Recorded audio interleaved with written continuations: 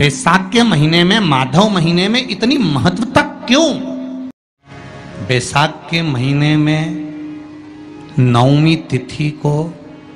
माता जानकी का प्रागट्य हुआ है पृथ्वी से।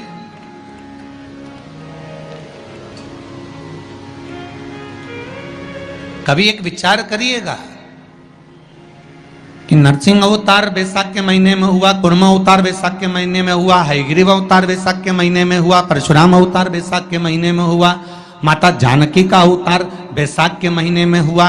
आखिर बैसाख के महीने में, माधव महीने में इतनी महत्वता क्यों?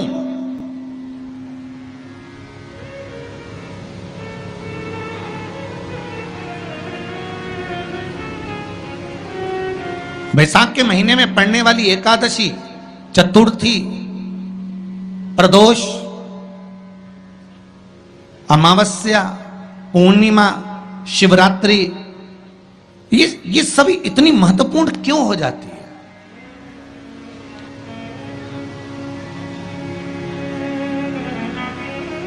इसकी महत्वता इतनी प्रबल क्यों हो जाती है? किस लिए? क्योंकि बैसाख का जो महीना पड़ता है, सूर्य की संपूर्ण तपन, सूर्यदेव अपने पूर्ण तेज के साथ में, पूर्ण तेज के साथ में मृत्यु लोक के निवासियों पर, चाहे जलचर हो, थलचर हो, वायुचर हो, चाहे जो जीव हैं, उस पर जब किरण फेंकते हैं तो संसार का जो मनुष्य है उस पर जब ताप पड़ता है तो ताप पड़ने के कारण उसके मुख से भगवान का नाम निकल ही जाता है, स्मरण नाम निकल ही जाता है। जब उसके मुख से भगवान का नाम निकलता है तो वो भगवान की शरणागति खुद ग्रहण कर लेता है, स्वयं शरणागति ग्रहण कर लेना। बैसाख की पोथी पढ़ते हो आप लोग? आप में से अगर कोई पढ़ता हो बैसाख महीने की पोथी, तो उसमें एक वर्णन आता है,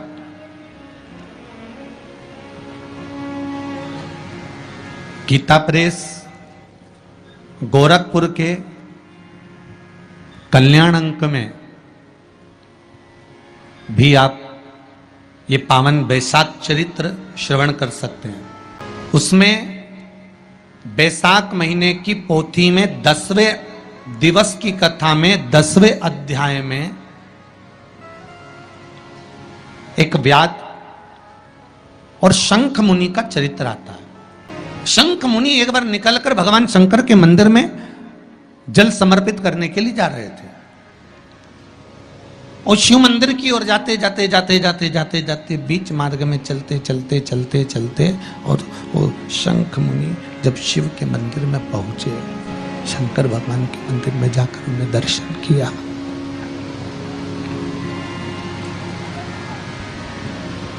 जल का पात्र उठाया और वो जल का पात्र उठाकर जब भगवान शिव को समर्पित कर रहे थे तो उसी समय जल का पात्र उठाकर जब शंकर भगवान को समर्पित करा गया और शंख मुनि निकलकर जब बाहर आ रहे थे, आते आते शंख मुनि के मन में एक भाव उत्पन्न हो गया कि जब हम भगवान शिव को कुछ वस्तु समर्पित करते हैं तो उसका फल, उसका पुण्य फल हमें कितने समय में प्राप्त होता है। ये शंख मुनि के मन में एक विचार जागृत हो गया, शंख मुनि के मन में एक भाव जागृत हो गया। एक लोटा पानी जो भगवान शंकर को समर्पित करता है, मरने के बाद तुम्हारी औलाद तुम्हारा किसी पवित्र नदी में तर्पण करे ना करे, तुम्हारा शिव को दिया हुआ जल तुम्हारे खाते में पहुंच जाता। आपने जो शंकर भगवान को एक लोटा जल दिया है, शिव जी को एक लोटा पानी चढ़ाया, शंकर भगवान को एक लोटा जल समर्पित करा है, शंकर भगवान को एक लोटा जल अगर आपने दिया है तो वो आपके खाते में पहुंचेगा जरूर, ये निश्चित है, पक्का है। और शिव भक्ति के अनुसार, शंकर भगवान के अनुमोदन के अनुसार, पहले भी कथा में कहा, आज फिर कह रहे हैं, आप जब शंकर भगवान को एक लोटा जल समर्पित करते हो तो वो 33 कौटि देवताओं के हिस्से में चले जाता है, एक भाग पितरों के हिस्से में चले जाता है, एक भाग आहूतों के हिस्से में चले जाता है, एक भाग वाचुकों के हिस्से में चले जाता है। आपने जो भगवान को दिया वो धीरे धीरे धीरे धीरे धीरे धीरे धीरे बढ़ता चले जाता है, भगवान के धामों में पहुंचता चले जाता है। जिन जिन को आपने नहीं भी दिया, शंकर भगवान पे चढ़ा हुआ जल उन तक भी पहुंच जाता है। ये केवल आपकी निर्मल और आनंदित भक्ति के बल पर पहुंचता है,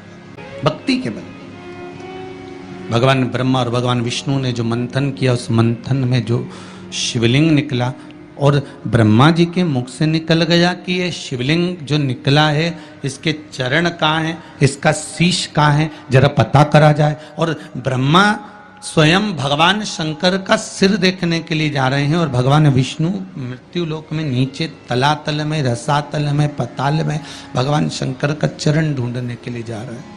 भगवान शिव का चरण। गए दोनों, वो ऊपर गए, ये नीचे गए देखने के लिए। कई लोग शिव महापुराण की कथा, स्मरण, भजन,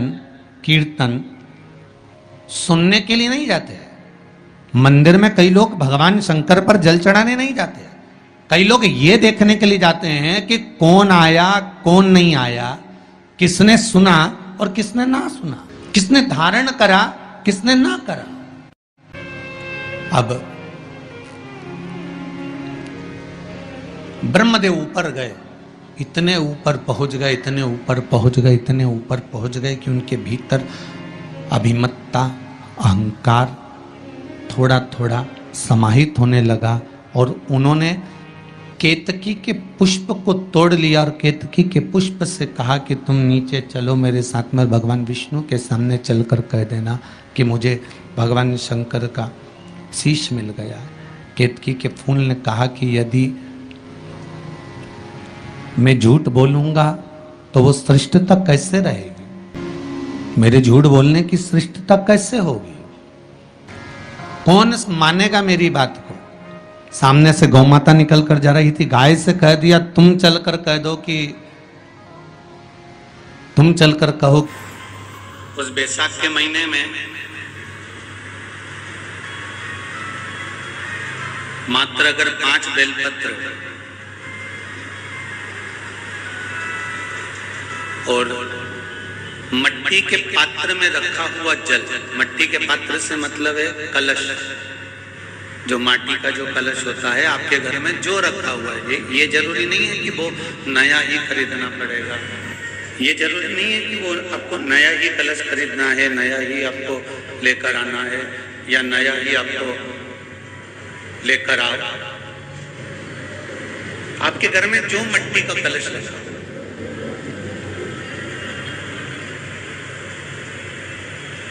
जो माटी का कलश आपके घर में रखा हुआ,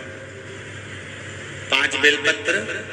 मट्टी के कलश में जो जल भरा हुआ हो वो जल तांबे के पात्र में डालकर शिवजी पे 5 बेलपत्र अशोक सुंदरी वाली जगह पर जो आप लेकर आए हो, 5 बेलपत्र वो अशोक सुंदरी वाली जगह पर समर्पित कर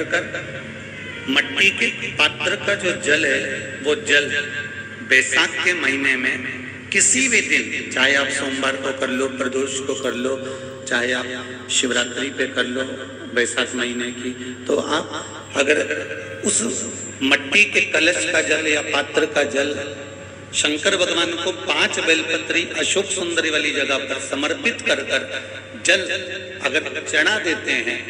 तो महाराज ये उदर से जो जुड़ी हुई परेशानियां जो मनुष्य को झेलना पड़ती है, चाहे भोजन नहीं पच रहा हो, चाहे उदर में पत्थरी हो रही हो या कोई अनेक परेशानियां जो उदर से जुड़ी हुई होती है, बैसाख के महीने में अगर प्रतिदिन मट्टी के पात्र का जल शिवजी को समर्पित करा जाता है तो उदर से जुड़ी समस्याएं अपने आप धीरे धीरे समाप्त होने